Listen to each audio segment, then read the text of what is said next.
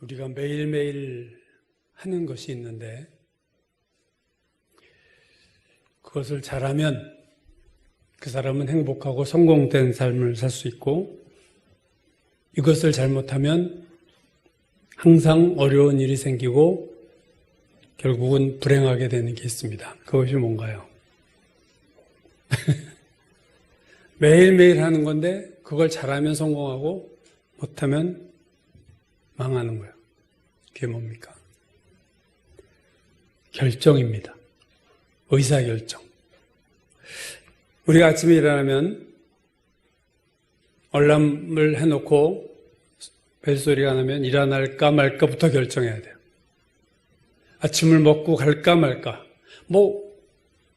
할 때, 어딜 갈 때 항상 결정을 해야 됩니다. 몇 시에 잘까? 지금 잘까? 좀 이따 잘까? 아침에 눈을 뜨고 잠을 잘 때까지 끝없이 하는 것이 우리가 의사결정이라고 그러죠. 이 의사결정, 영어에서 decision making이라고 그러는데 이거는 경영학이나 조직이론 또는 행정이론에서 아주 중요한 이론입니다. 왜냐하면 CEO들이 이거 잘못하면 회사 망하거든요. 수학이나 통계학에서도 의사결정이론이 되게 중요한 이론으로 자리를 잡고 있어요. 사람이 사는 게 이걸 잘해야 되기 때문에 그렇습니다. 수많은 결정을 이렇게 하루에 수도 없이 하고 사는데 평생 동안 우리가 하는 결정이 얼마나 많겠습니까? 우리가 일평생 동안 내가 어떤 선택을 하고 결정하는 것 크든 작든 그게 얼마나 많겠어요. 수많은 의사결정을 하지만 그 중에서 중요한 결정들이 있어요. 매우 중요한 결정이 있습니다. 한 1980년인가요? LG의 전신 금성에서 광고를 해서 아주 히트를 친 게 있어요. 칼라 TV 광고인데요. 그 광고문이 뭐냐면 순간의 선택이 10년을 좌우합니다. 이 광고문은 정말로 모든 그 다음에 나오는 LG 제품에 대해서도 다 이 표현을 썼고 일종의 사람들에게도 칼럼이나 그래도 이 표현이 나왔고 일종의 격언처럼 되고 말았어요. 순간의 선택이 10년을 좌우한다. 아침을 먹고 갈까 말고 갈까는 뭐 이렇게 하든 저렇게 하든 별 큰 차이가 없지만 TV나 냉장고 잘못 사면 특히 그 당시 그 TV 산다는 게 적은 일이 아닌데 10년 동안 이제 바꿀 수도 없고 이거 가지고 살아야 되는 거예요. 그래서 순간의 선택을 잘해라. 우리 금성 걸 사라. 뭐 그 얘기겠죠. 그러나 TV를 잘못 사는 것도 물론 큰 마이너스지만 그것보다 더 중요한 결정들이 있죠. 우리가 어떤 직장을 갈까? 내가 누구와 결혼할까? 이러한 결정은 10년을 좌우하는 게 아니라 우리의 평생을 좌우하는 겁니다. 그러니까 우리 인생에서 정말로 수많은 결정 중에서도 다 잘할 수 없지만 아주 중요한 결정들은 정말로 우리가 잘해야 되는 거예요. 인생에 성공한 사람들은 의사결정을 잘한 사람이고 인생에 실패한 사람들은 의사결정을 잘못한 사람이에요. 아무리 똑똑해도 똑똑한 것과 의사결정을 잘하는 것이 항상 일치하지 않습니다. 참 똑똑한데 의사결정을 못하는 사람이 많아요. 근데 참 볼 때는 평범한데 참 지혜롭게 의사결정을 잘하는 사람들이 또 의외로 많습니다. 결국 선택을 잘해야 되는데 우리가 살면서 특별히 인생의 기로라고 하는 시점이 있어요. 터닝 포인트라고도 하고 요즘은 변곡점이란 말을 쓰기도 합니다. 인생의 변곡점, 인생의 터닝 포인트, 인생의 기로. 그래서 수많은 결정 중에서도 우리의 길이 갈리는 시점이 있어요. 그때 결정을 잘해야 됩니다. 오늘 본문은, 신명기 본문은 바로 이러한 인생의 기로, 변곡점에서 잘못된 결정을 한 사람에 대한 내용입니다. 이스라엘 백성이 가데스 바네아라는 곳에서 12명의 정탐꾼을 보내서 가나안을 미리 보고 오게 한 이 사건이 이스라엘의 운명을 바꿨어요. 이 사건이 향후 40년의 그들의 삶을 완전히 뒤바꿔 놨습니다. 오늘 1장 19절을 보시면 우리 하나님 여호와께서 우리에게 명령하신 대로 모세가 하는 말이에요. 우리가 호렙산을 떠나 너희가 보았던 그 크고 두려운 광야를 지나 아모리 족속의 산지길로 가데스바네아에 이른 때에, 가나안이 바로 보이는 이 가데스바네아에 진을 치고 이제 조금만 그냥 더 들어가면 가나안을 발로 밟는 거예요. 그러나 우리가 다 알다시피 이들은 그곳에서 가나안으로 들어가지 못하고 광야에서 향후 38년을 머물면서 광야에서 다 죽게 됩니다.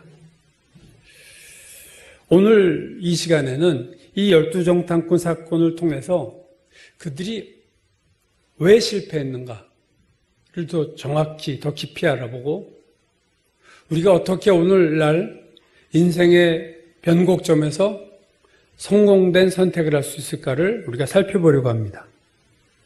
이 사건을 보면요, 처음에는 모세가 정탐꾼을 보낼 마음이 없었어요.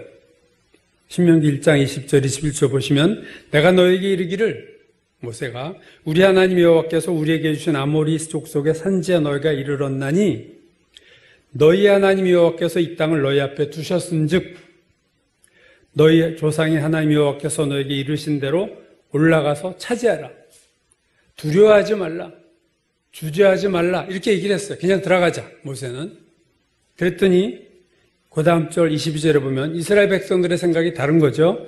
너희가 다 내 앞으로 나와 말하기를 우리가 사람을 우리보다 먼저 보내어 우리를 위하여 그 땅을 정탐하고 어느 길을 올라가야 할 것과 어느 성읍으로 들어가야 할 것을 우리에게 알리게 하자 하기에, 그래서 모세가 이렇게 들어보고는 23절 동의하죠. 내가 그 말을 좋게 여겨 너희 중 각 지파에서 한 사람씩 12를 택하며. 그래서 결국 모세는 12정탐꾼을 각 지파에서 한 사람씩 뽑아서 그들이 들어가서 가나안에 들어가서 그들이 강한지 약한지, 숫자가 많은지 적은지, 그들이 사는 곳이 일반 마을인지 성벽으로 둘러싼 곳인지 한번 알아보고 와라 해서 40일 동안 그들이 정탐을 하고 돌아와서 보고를 하는데, 보고의 요점은 이거예요. 첫 번째, 땅은 되게 좋은 땅이다. 젖과 꿀이 흐르는 좋은 땅이다. 두 번째, 거주민은 우리보다 강하고 거기에 네피림의 후손이라고 하는 안악자손이라고 하는 거인들이 있다. 세 번째, 그들이 사는 성읍은 매우 튼튼하고 견고하고 높은 성곽이다. 이 보고를 들은 이스라엘 백성이 동요하기 시작하죠. 흔들리고 웅성웅성하고. 그러자 그 12명의 정탐꾼 중 하나였던 갈렙이 나서서 사람들을 조용히 시켜요. 우리가 올라가서 그 땅을 취하면 우리가 능히 이길 것이다. 올라가자. 그래서 갈렙이 이렇게 말을 하니까 나머지 10명이 기분이 되게 상한 거죠. 말이 거칠어집니다. 민수기 13장에 보면 우리는 올라가서 그 땅을 차지할 수 없어. 그들이 우리보다 강해. 하고 이제 좀 단호해지기 시작했어요, 10명이. 그러면서 악평을 했다. 성경을 보면 그 땅에 대해서 우리가 두루다니며 정탐한 땅은 그 거주민을 삼키는 땅이다. 지금 좋다고 얘기했었는데 앞에서. 거기서 본 모든 백성은 신장이 장대하고 네피림의 후손인 안악자손의 거인들을 보았나니 우리는 스스로 보기에도 메뚜기 같고 그들이 보기에도 그와 같았을 것이다. 이 10명의 정탐꾼의 말이 결국 결정타가 되는 거예요. 이스라엘 백성이 이 말을 듣고 온 밤을 새워서 통곡을 합니다. 여태까지 걸어왔는데 이게 이제 우리 이제 불가능한 것이 됐다고 생각을 한 거죠. 밤새도록 통곡한 다음에 날이 밝자 모세와 아론에게 원망하며 우리가 차라리 애국 땅에서 죽거나 이 광야에서 죽었으면 좋았을 걸 왜 하나님이 우리를 그 땅에서 죽이려고 하느냐? 우리의 처자식들은 다 포로가 될 거고 우리는 거기서 다 죽을 거다. 우리 지도자 다시 바꿔서 다시 애국으로 가자. 그렇게 얘기를 해요. 그러면서 오늘 신명기 1장에도 나와 있지만 장막 중에서 원망하여 이르기를 여호와께서 우리를 미워하신다. 우리를 사랑한 게 아니라 우리를 미워하셔서 아모리 족속의 손에서 우리를 멸망하시려고 출애굽을 시키셨다.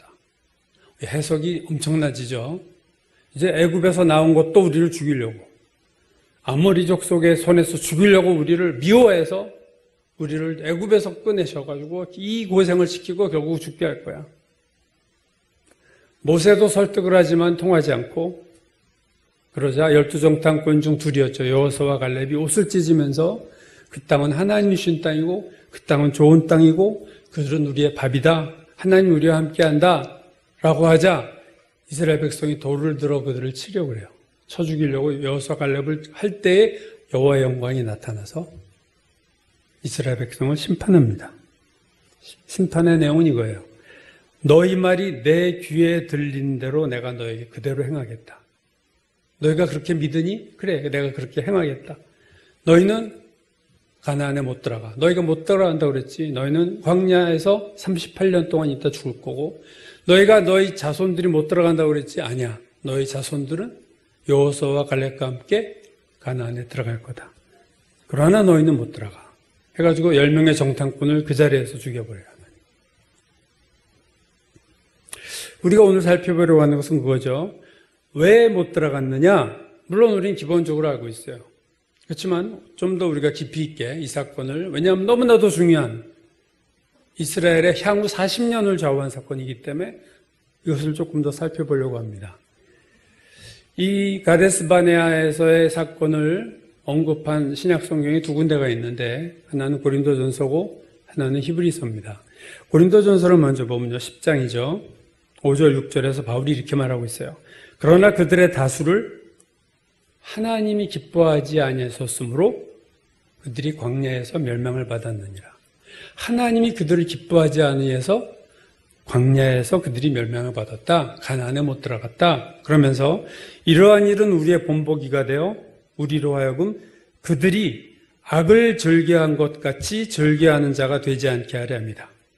그러니까 바울이 오늘 포괄적으로 얘기하는데 그들이 가나안에 들어가지 못하고 광야에서 죽은 이유는 하나님이 그들을 기뻐하지 아니했어. 왜 하나님이 그들을 기뻐하지 않으셨냐면은 그들이 악을 즐겨했다. 그들이 악을 즐겨함으로 인해서 하나님이 그들을 기뻐하지 않으셨다. 그럼 어떤 악을 즐겨했느냐 하는 것은 그 다음 절에 나와요. 하나하나씩 7절이야. 7절. 그들 가운데 어떤 사람과 같이 너희는 우상 숭배하는 자가 되지 말라. 첫 번째 악이 우상 숭배예요. 기록된 바 백성이 앉아서 먹고 마시고 일어나서 뛰는 당과 같으니라. 이거는 그 금송아지 사건을 얘기하는 거죠. 모세가 시내산에 올라갔을 때 40일 동안 금송아지를 만들어가지고 우상 숭배하던 때 8절. 그들 중에 어떤 사람은 음행하다가 하루에 23,000명이 죽었나니 우리는 그들과 같이 음행하지 말자. 이 음행한 사건은 시딤이라는 곳에서 모압 여인들과 이스라엘 백성이 음행한 사건. 그래서 또 23,000명이 죽어요. 그 다음 9절. 그들 가운데 어떤 사람을 주를 시험하다가 뱀에게 멸망하였나니 우리는 그들과 같이 시험하지 말자. 원망하다가 하나님이 불뱀을 보내셔가지고 다 물려 독이 퍼져 죽는 것을 모세가 기도하니까 우리가 잘 아는 사건이죠. 장대 구리뱀을 매서 다뤄라. 그걸 쳐다본 자는 다 나을 것이다 해서 또 살아난 사건이에요. 그리고 10절. 그들 가운데 어떤 사람이 원망하다가 멸망시키는 자에게 멸망하였나니 너희는 그들과 같이 원망하지 말라. 원망은요. 구약성경에서 원망이라는 단어가 29번 나오는데 그중 21번이 이스라엘 백성이 한 원망이에요. 출애굽 과정에서 이스라엘 백성이 한 원망이 21번. 주로 그들은 입만 열면 원망이에요. 입에서 수시로 원망이 튀어나왔어요. 바울의 말을 정리하면 이스라엘 백성이 가나안에 들어가지 못한 이유는 그들이 악을 즐겨 행함으로 하나님을 기쁘시게 하지 못했다. 그러니까 어떤 악이었느냐? 우상 숭배와 음행과 하나님을 시험하는 것과 원망이에요. 그러니까 고린도전서 10장에서 바울이 이 가나안 사건을 얘기할 때 바울의 논조는 뭐냐면요. 광야 이스라엘 백성이 단지 가데스 바네스였으면 잘못한 게 아니라 광야 생활 전체 시종일관 악을 행했다. 그 얘기예요. 가데스 바네아의 문제만이 아니다 그거죠. 자, 히브리서가 또 한번 얘기하죠. 3장 4장인데요. 히브리서는요. 가나안에 들어가지 못한 이유를 한마디로 믿음이 없다 이렇게 말하고 있습니다. 히브리서 3장 19절. 이로 보건대 그들이 믿지 아니함으로 능히 들어가지 못한 것이라. 믿음이 없어서 못 들어갔다. 하나님을 믿지 못했다. 히브리서 4장 5절 들은 바 그 말씀이 그들에게 유익하지 못한 것은 듣는 자가 믿음과 결부시키지 아니합니다. 하나님을 믿지 못해서 들어가지 못했다. 이게 히브리서의 얘기예요. 근데 그냥 믿지 못했다 얘기를 하면서 마음의 문제를 얘기하고 있어요. 3장 7절 보시면 히브리서 그러므로 성령이 이르신 바와 같이 오늘 너희가 그의 음성을 듣거든 광야에서 시험하는 날에 거역하던 것 같이 너희 마음을 완고하게 하지 말라. 너희 마음을 완고하게 하지 말아라. 여러분 이스라엘 백성이 가나안에 못 들어간 것은 하나님의 음성을 못 들어서가 아니라 하나님의 음성을 들었는데 마음이 완고해져서 못 들어갔다 이거예요. 완고하다라는 이 단어가 신약 성경에 6번 나오는데요. 이 중에 3번이 히브리서 3장 이스라엘 백성을 얘기할 때 나와요. 그러니까 이 광야 이스라엘 백성의 특징은 뭐냐? 마음이 완고하다. 마음이 굳어 있었다. 마음이 굳어 있다. 하나님의 말씀에 대해서 닫혀 있다. 반응이 없다. 그게 그들의 문제였어요. 히브리서가 말하는 것은 그들이 마음이 굳어졌기 때문에 믿을 수가 없어요. 그래서 가나안 땅에 못 들어갔다. 결국 이스라엘 백성 우리가 출애굽기를 보고 지금 신명기를 보고 있지만 광야 내내 광야 생활 전체에 걸쳐서 그들의 마음이 완고했어요. 그들의 마음이 굳어져 있었어요. LG의 광고 문구 순간의 선택이 10년을 좌우한다. 자, 순간의 선택, 결정은 순간에 하는 거예요. 한 시점에 딱 하는 거예요. 그러나 잘 생각해 보면 내가 어떤 순간에 어떤 결정을 할 때 그 결정이 그 전에 과거의 나의 삶과 무관한가 하는 거죠. 내가 어떤 순간 과거의 나의 삶과 상관없이 어떤 순간에만 잘하면 돼. 여러분 그런 건가요? 그렇지 않습니다. 과거에 누적된 나의 사고방식이 있어요. 내 생활 습관이 있어요. 내 인생 경험이 있어요. 그것이 어느 순간에 결정을 할 때 그게 다 거기에 반영이 되는 거예요. 즉 의사결정은 한순간에 하는 것 같지만 사실은 과거와 연결되어 있습니다. 그런 의미에서 의사결정은 점이 아니라 포인트가 아니라 선입니다. 라인이에요. 라인. 쭉 어떤 이어져 오면서 하는 거예요. 순간에. 가데스 바네아에서의 오늘 이스라엘 백성의 잘못된 결정, 마음이 완고해진 것이 그 전까지는 잘하다가 이 순간에 잘못한 거냐? 그렇지 않아요. 광야에서 늘 그들은 악을 즐겨했어요. 늘 원망했어요. 우리가 신명기 저도 이번에 큐티하면서 좀 새로운 것들을 많이 발견하는데 신명기 9장 7절에서 모세가 이런 얘기를 했어요. 신명기에서 이런 얘기한 거 전 이번에 발견했는데 내가 이스라엘 백성의 모세가 하는 말이에요. 너희가 애굽 땅에서 나오던 날부터 이곳에 이르기까지 늘 여호와를 거역했다. 애굽 땅에서 나오는 날부터 여기까지 너희는 항상 하나님을 거역했어. 모세가 하는 말이에요. 같은 9장 뒷부분 23절 이하에서도 모세가 또 이렇게 말합니다. 여호와께서 너희를 가데스 바네아에서 떠나게 하실 때에 이르시기를 너희는 올라가서 내가 너에게 준 땅을 차지하라 하시되 너희가 너희 하나님 여호와의 명령을 거역하여 믿지 아니하고 그 말씀을 듣지 아니하였나니 오늘 사건이죠. 안 들었어요. 그 다음에 내가 너희를 알던 날부터 너희가 항상 여호와를 거역하여 왔느니라. 내가 너희를 알던 날부터 너희가 하나님 거역했어. 애굽 땅에서 나오던 날부터 너희가 하나님을 항상 거역했어. 이게 어제 오늘의 얘기가 아니야. 너희들이 순간에 잘못한 게 아니야. 너희들은 늘 그랬잖아.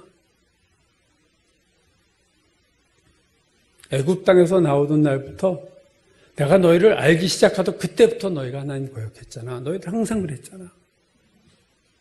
여러분 뭡니까? 이스라엘이 광야를 통해서 가데스 바네아까지 오면서 출애굽 애굽에서 노예 생활하다가 풀려나온 시점부터 가데스 바네아까지 조금도 변하지 않았어요. 여러분 우리는 변하나요? 우리도 정말로 질긴 쇠심줄처럼 우리도 안 변하잖아요. 그럼 사람이 잘 안 변합니다. 우리가 안 변한다는 걸 알아야 돼요. 지엽적으로 좀 변한 게 있는데 중요한 건 중심이 변해야 되는데 근본이 변해야 되는데 그렇지 못해야 되는 거예요. 결국 가데스 바네아의 사건은 우발적인 사건이 아니라 이 결정은 우발적으로 잘못한 것이 아니라 광야에서 늘 그래왔던 이스라엘의 평소의 모습일 뿐이에요. 광야 이스라엘 백성의 실패를 얘기한 히브리서 기자는 히브리서를 읽는 그리스도인들, 당시의 그리스도인들 오늘 우리에게 이렇게 충고합니다. 히브리서 3장 13절 오직 오늘이라 일컫는 동안에 매일 피차 서로 권면하여 너희 중에 누구든지 죄의 유혹으로 완고하게 되지 않도록 하라. 이스라엘 백성이 마음이 굳어져서 완악해서 완고해져서 실패한 것을 본 너희들은 오늘 지금 매일 마음이 굳어지지 않게 조심해. 그 말이에요. 즉 중요한 순간에만 결정을 잘하려고 하지 말고 지금 오늘 매일매일 너희 마음을 굳어지지 않게 해라.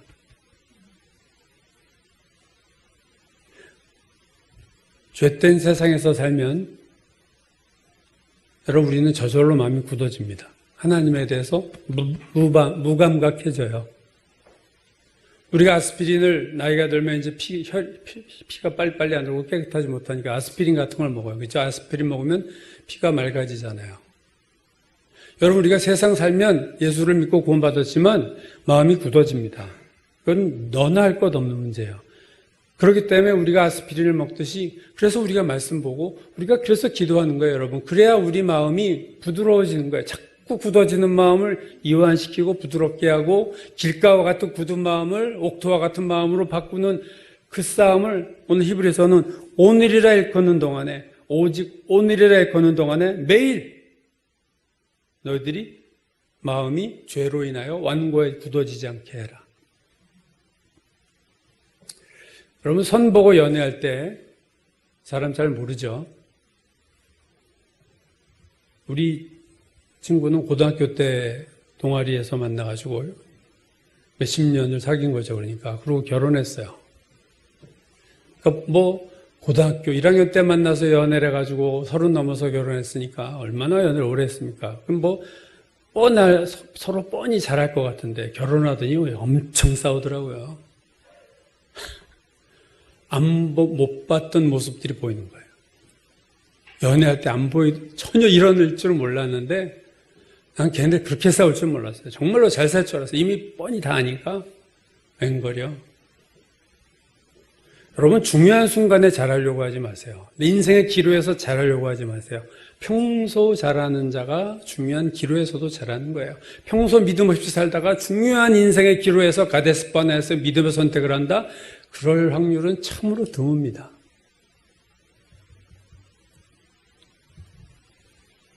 그래서 중요한 거는 오늘, 지금 내 마음 관리를 잘해야 돼요. 자꾸 굳어집니다. 무감각해집니다. 세상의 염려에 정신을 다 뺏기게 되고 세상은 우리에게 한눈을 조금도 팔지 못하게 해요. 너 나만 쳐다봐, 세상이. 하나님 쳐다보긴 그럴 시간이 없어. 돈 벌어야지, 이거 잘해야지. 그냥 온 생각을 다 묶어놔요, 우리 생각을. 그래서 큐티도 저리 가고 기도도 저리 가고 그래서 주일날 오면 주님 잘못했습니다 회개하고 또 월요일 되면 또 세상에서 그러다 여러분 10년 가고 평생 가는 거예요. 우리가 우리의 마음을 오늘이라고 하는 이 순간에 마음을 굳어지는 우리의 마음을 죄의 유혹으로 인해서 세상 살면서 굳어지는 마음을 우리가 이렇게 붙들어 매야 되는 겁니다. 우리가 수학 문제를 풀 때 공식을 가지고 풀죠. 아무리 어려운 문제도 못 풀어가지고 나중에 선생님이 이렇게 풀어주는 거 보면 몇 개 공식 가지고 다 풀어버려요. 저걸 내가 못했어. 공식 2개 가지고 풀었는데. 저는 인생의 어려운 문제도 신앙의 공식으로 풀어야 된다고 생각하는 거예요. 이거 없이 어려운 문제를 풀 수 없습니다. 인생의 어려운 문제 풀 수 없어요. 믿음의 공식으로 풀어야 돼요. 믿음의 공식이라는 것은 구체적으로는 이거죠. 하나님은 어떤 문제도 다 해결할 수 있다고 믿는 거예요. 내가 힘든 문제가 있을 때 이거 어떡하지 하고 낙심하는 게 아니라 그래, 하나님은 하실 수 있어. 그리고 나의 오늘날의 힘든 현실, 오늘 정탐꾼의 보고를 받고 흔들리고 있는데 이스라엘 백성이 어떠한 상황에서도 두 번째, 하나님은 옳다. 이걸 우리가 받아들여야 돼요. 항상 하나님이 옳으시다. 내가 그렇지 않다는 생각이 들어도 여러분, 오늘날 나의 삶에는요, 두 가지가 깔려있어요. 하나님의 사랑이 깔려있습니다. 또는 또 하나 하나님의 공의가 깔려있어요. 그게 오늘 나의 현실에 그 두 가지가 밑에 베이스에 깔려있으면 하나님이 나를 사랑하셨고 하나님이 나를 올바르게 인도하신 거예요. 왜 하나님이 이러실 수 있어요? 하나님 도대체 계신 거예요? 하나님 저를 사랑하시는 거예요? 하나님 우리를 여기서 죽이시려고 우리를 미워하셔서 가나안에 들어가서 죽게 하셔서 이 말이 나오는 건 이거 완전히 기본이 다 무너진 건데 결국은 원망의 밑바닥에는 하나님이 틀렸다 내지는 하나님이 너무하시다 그 생각이 깔려 있습니다. 하나님 공의롭지 못해. 왜 나한테만 이래? 하나님 사랑이 없으셔. 왜 나를 이렇게 힘들게 만들어? 이러면서 우리가 무너지는 거예요. 믿음의 공식은 하나님은 모든 문제 해결할 수 있을 뿐 아니라 하나님은 항상 옳으시다. 어려운 일이 있을 때, 내 마음이 힘들 때 우리를 죽여야 돼요. 하나님은 옳아. 이 순간에도 하나님이 옳으시고 하나님 나를 사랑하시고 이 생각이 흔들리지 않는 이게 치열한 우리의 싸움입니다. 찬송가 가사 중에 이 눈에 아무 증거 아니 배워도 믿음만을 가지고 손을 걸으며 이 눈에 뭐가 안 보여요? 무슨 증거가 안 보입니까? 하나님이 옳다는 증거가 안 보이죠. 그래도 믿음만을 가지고 손을 걸으며 이게 우리가 성공하는 비결입니다. 가데스바네아에서 인생의 변곡점에서 이 순간도 중요하지만 이 순간에 우리의 믿음이 흔들리는 게 제일 위험한 거죠. 온 히브리서가 우리에게 뭐라고 충고하냐면은 서로 권면하여 마음이 완고해지지 않게 해라. 여러분 그래서 믿음의 교제가 필요한 겁니다. 중보기도가 필요한 거예요. 서로 권면해주고 도와주고 붙들어주고 혼자는 흔들리고 넘어지니까 옆에서 붙잡아주고 기도해주고 격려해주고 믿음 없이 인생의 문제는 풀리지 않습니다. 그러나 믿음만 있으면 풀리지 않는 인생의 문제도 없어요. 그래서 믿음이 중요한 겁니다. 우리 마음이 굳어지는 거 이게 문제인데 마음이 굳어진다는 건 뭐냐면요. 다르게 말하면 되게 자아가 강한 거예요. 다르게 말하면 옛사람이 살아있는 거예요. 원망과 불평하다가 이스라엘이 망하는데 원망하는 주체는 누굽니까? 옛사람입니다. 여러분. 자아가 죽은 사람은요. 옛사람이 죽은 사람은요. 조용합니다. 우리가 많이 얘기하잖아요. 공동묘지가 조용해요. 자아가 죽은 사람들은요. 어려운 순간에 원망하지 않고요. 그냥 조용합니다. 기다립니다. 힘들죠? 힘들지 않다는 게 아니에요. 그러나 하나님 믿어요. 그래서 기다리는 거예요. 하나님이 역사하실 때까지. 인내로. 옛사람이 살아있으면요. 펄펄 뛰는 거예요. 원망하고 불평. 이건 다 아직 옛사람이 살아있는 거예요. 또 하나 좀 놀라운 거는요. 옛사람은 원망과 불평을 잘할 뿐만 아니라 옛사람도 찬양과 감사를 잘해요. 옛사람이라고 늘 원망과 불평하는 게 아닙니다. 여러분 광야 이스라엘 백성 보시면요. 광야 이스라엘 백성도 막 찬양할 때가 있었어요. 여러분 대표적인 경우가 언제입니까? 홍해를 바로 건너자마자 유명한 찬양이 나오죠. 한 장의 절반이 거의 찬양이에요. 이스라엘 백성이 애굽 홍해에 애굽의 군대를 수장시킨 하나님을 찬양합니다 하고 출출히 찬양해요. 미리암이 소고를 치고 춤을 추고 난리가 났어요. 그러고 나서 3일 후에 또 원망해요. 마라의 쓴물 사건이 바로 나오죠. 물이 없으니까 그렇게 홍해에서 자기들을 살리셨다고 막 온 백성이 코러스로 찬양을 하던 이스라엘 백성이 3일 만에 또 하나님한테 원망하고 불평합니다. 옛사람은요, 원망과 불평도 하지만 찬양과 감사도 잘해요. 단 환경이 좋을 때. 환경이 좋을 때는요, 옛사람도 찬양 잘하고 감사 잘해요. 거기서 아무 차이가 안 나요. 그러나 진짜 차이는 어디서 나냐? 어려운 순간에, 힘든 순간에 옛사람이 살아있는 자는 원망과 불평을 하지만 옛 자아가 죽은 사람은요, 조용합니다.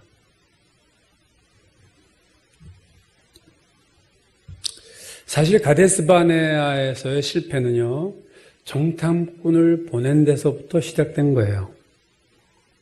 하나님 주신 땅이었어요. 그동안 수도 없이 이 땅을 너에게 줬다. 그러고 왔는데, 그러면 그냥 들어가면 되는 거예요. 모세도 처음에는 그냥 들어가려고 그랬어요. 근데 이스라엘 백성이 와가지고 정탐꾼을 우리 보냅시다. 이스라엘 백성이 12정탐꾼을 보내자고 한 그 이유는 이거였어요. 어느 길로 올라가야 할지, 어느 성읍으로 들어가야 할지 우리 알게 하자. 도대체 가나안을 들어가되 어느 길로 들어갈지, 어느 성읍을 먼저 갈지를 우리 12명을 보내서 미리 알게 하자. 신명기 1장 우리가 앞에서 봤지만 21절에서 모세의 처음 생각은 이거였어요. 너희 하나님 여호와께서 이 땅을 너희 앞에 두셨은즉 너희 조상의 하나님 여호와께서 너에게 이르신 대로 올라가서 그냥 차지하자. 두려워하지 말고 올라가자. 이게 맞는 생각이었어요. 그냥 믿고 들어가면 됐어요. 그러나 인간의 방법을 사용하면서 그래도 어느 성읍으로 갈지 어느 길로 가야 할지는 봐야 될 거 아니야 해서 모세도 옳다, 그럴듯하네고 보낸 것이 패착이었습니다. 안 보내고 들어갔으면 그냥 들어갔던 거예요. 가나안 들어갈 수 있고 그들은 40년 동안 축복의 땅에 살 수 있었어요. 근데 한번 미리 보자. 전략을 세우자. 우리가 전략을 세워야 될 거 아니야, 들어가려면. 여러분, 이 사건과 반대되는 게 뭐냐면요. 창세기 12장에서 하나님이 아브라함에게 이렇게 얘기했죠. 너는 본토와 친척과 아비집을 떠나서 나가라. 내가 너한테 어떤 땅을 지시할 텐데 일단 떠나. 히브리서 11장 8절이 이렇게 말합니다. 믿음으로 아브라함은 부르심을 받았을 때 순종하여 장래 유업으로 받을 땅에 나갔을 때 갈 바를 알지 못하고 나갔어요. 갈 바를 알지 못했어요.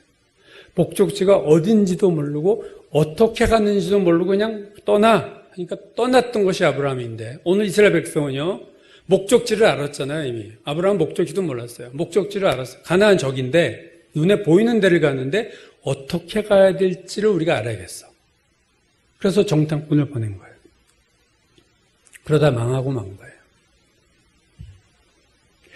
향후 이스라엘 백성의 40년의 인생을 좌지우지할 대사건, 믿음의 결정을 했으면 이 가나안 1세대, 출애굽 1세대는 가나안에 들어가서 참 잘 살았을 텐데 오늘 이 믿음 없는 결정으로 인해서 그들은 광야에서 죽고 맙니다.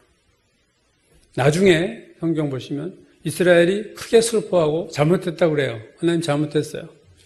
근데 그 결정이 취소되지 않았습니다. 돌이킬 수 없는 인생의 변곡점이 있어요, 여러분.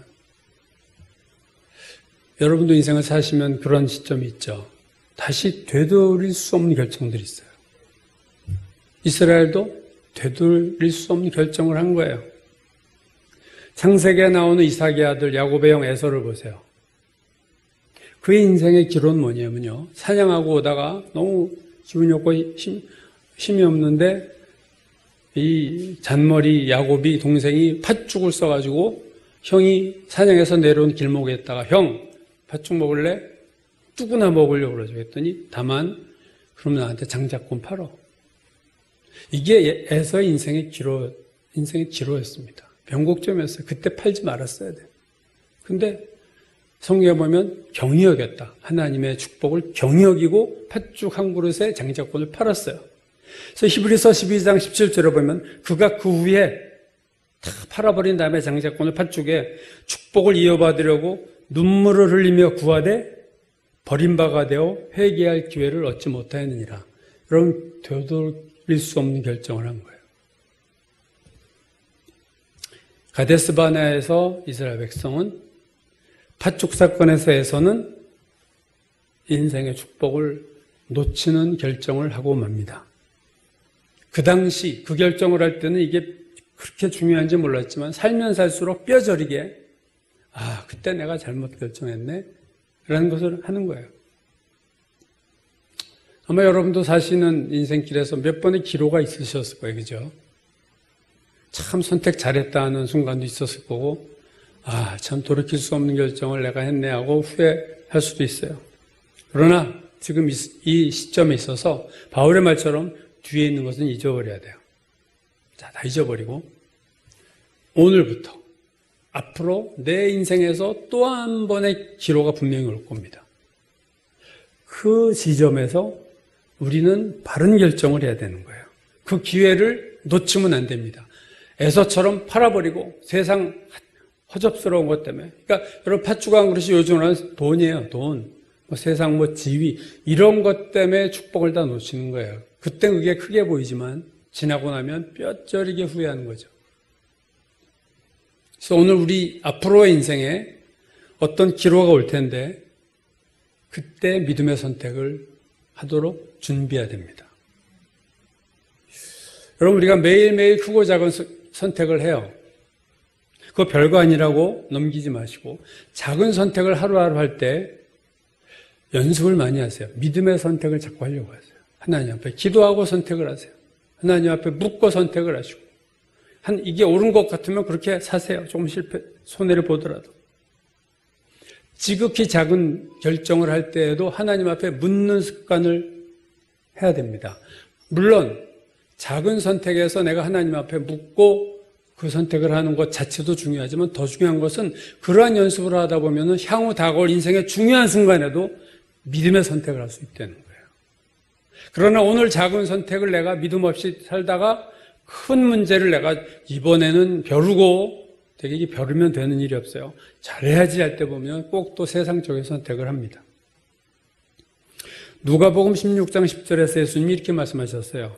지극히 작은 것에 충성된 자는 큰 것에도 충성되고 지극히 작은 것에 불의한 자는 큰 것에도 불의하니라. 그러니까 작은 걸 보면 알 수 있다는 거 아니에요. 작은 것에 충성하는 걸 보시고 그럼 내가 너에게 큰 걸 맡겨도 되겠구나. 그럼 너 충성했구나 그거예요. 똑같습니다, 여러분. 지극히 작은 선택을 세상적으로 하는 사람은요. 지극히 큰 선택도 세상적으로 합니다. 그러나 지극히 작은 선택을 믿음으로 기도하고 묻고 하는 사람은요. 큰 결정적인 사건도 기도하고 묻고 선택을 하게 돼 있는 거예요. 찬송가 어려운 일 당할 때 찬송가 제목인데요.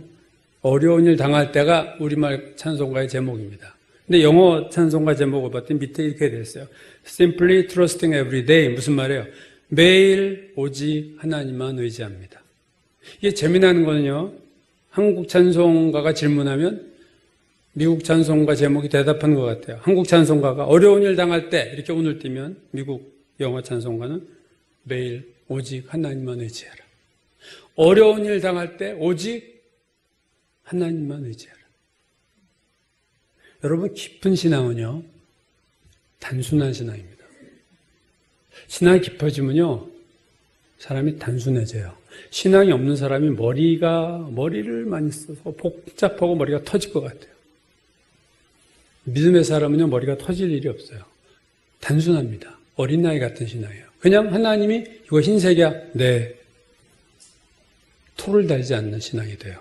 신앙이 깊어지면요. 토를 달지 않습니다. 신앙이 적을 때는 하나님 왜 이런 말을 하시고 이건 어떻게 하라는 거야? 물론 그건 나쁜 거 아니에요. 그렇지만 신앙이 깊어지면 그런 토를 안 달게 된다는 얘기를 하는 거죠. 신앙이 깊으면 단순해요. 예, 네, 알았어요. 이거예요. 하나님이 가장 기뻐하시는 대답은 물론 네, 그거예요. 오늘 가나안에 들어가 네 하면 되는데 12정탐꾼을 보내서 어느 성읍이 강한지 약한지 어디에 누가 사는지 그럴듯해 보이는 말 같지만 이게 사탄의 계략이죠. 사실은 육신적인 생각이었어요. 결국 그것 때문에 못 들어간 거예요. 12명만 안 보냈으면 모세의 말처럼 우리 들어가자 그냥 네 하고 들어갔으면 그들이 그렇게 비참한 삶을 살지 않았을 텐데 아브라함은 떠나라? 네. 그냥 떠났잖아요. 이스라엘 백성은 어디로 어떻게 갑니까? 그들이 어떤지 좀 봐야 되겠습니다.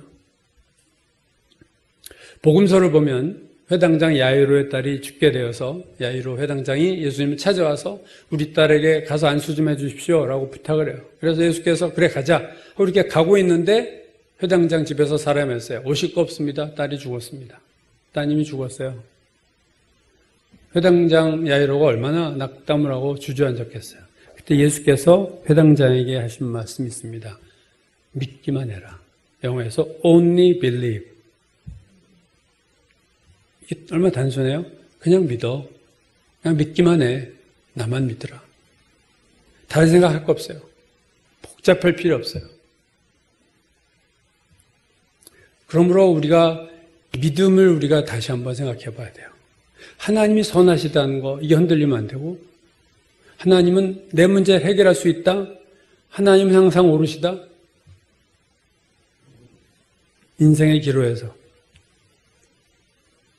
우리는 하나님을 믿을 수 있어야 돼요. 그러기 위해서 오늘 믿어야 돼요. 오늘 작은 선택에서 하나님의 편에서 하나님께 묻고 선택하는 법을 우리가 오늘 매일매일 배워야 됩니다. 훈련해야 됩니다. 그 매일매일의 훈련이 결정적인 내 인생의 순간에도 주님의 뜻을 선택할 수 있는 그 밑바탕이 되고 그 베이스가 되는 거예요. 오늘 우리에게도 우리의 가데스 바네아가 올 겁니다. 앞으로. 특히 여기 젊은 친구들은 이러한 인생의 중요한 순간들이 여러 번 올 거예요.